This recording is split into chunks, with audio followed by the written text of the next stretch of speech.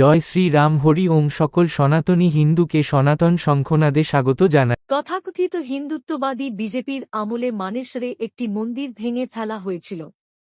এ নিয়ে মানুষের মধ্যে গভীর ক্ষোভ বিরাজ করছে। স্থানীয় লোকজন বলছেন, এতে বিজেপি সরকারের দ্বৈত চরিত্র প্রকাশ পেয়েছে। মানেসরে মন্দির ভেঙে বিজেপি সরকার ঠিক কিছুই করেনি।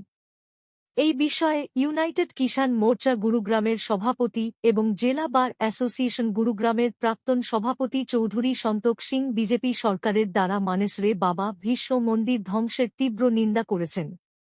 তিনি বলেন, একদিকে বিজেপি সরকার মন্দিরের নামে রাজনীতি করছে, অন্যদিকে মন্দির ভেঙে দিচ্ছে।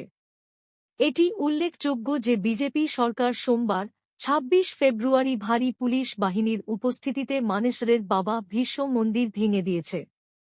বাবা ভীষ্ম মন্দির রাস্তা থেকে অনেক দূরে ছিল, কিন্তু তা সত্ত্বেও বাবা ভীষ্ম মন্দির ভেঙে ফেলা হয়।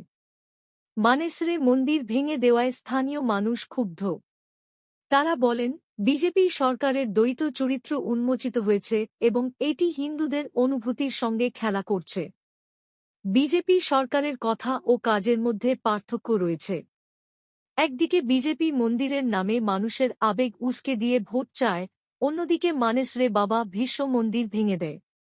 বাবা ভীষ্ম মন্দির যখন জেসিবি দিয়ে ভেঙে ফেলা হচ্ছিল, তখন মন্দিরে পতাকা তোলা হয়েছিল।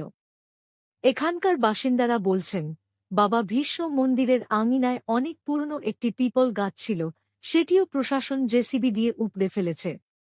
একদিকে সরকার পরিবেশ বাঁচাতে গাছ লাগানোর কথা বলছে, অন্যদিকে বছরের পর বছর পুরনো গাছ উপড়ে ফেলে দিচ্ছে। বাবা ভীষ্ম মন্দিরের প্রতি জনগণের গভীর আস্থা ছিল এবং সরকার বাবা ভীষ্ম মন্দির ভেঙে জনমনে আঘাত করেছে। তিনি বলেন, আগামী নির্বাচনে জনগণ বিজেপিকে উচিত শিক্ষা দেবে।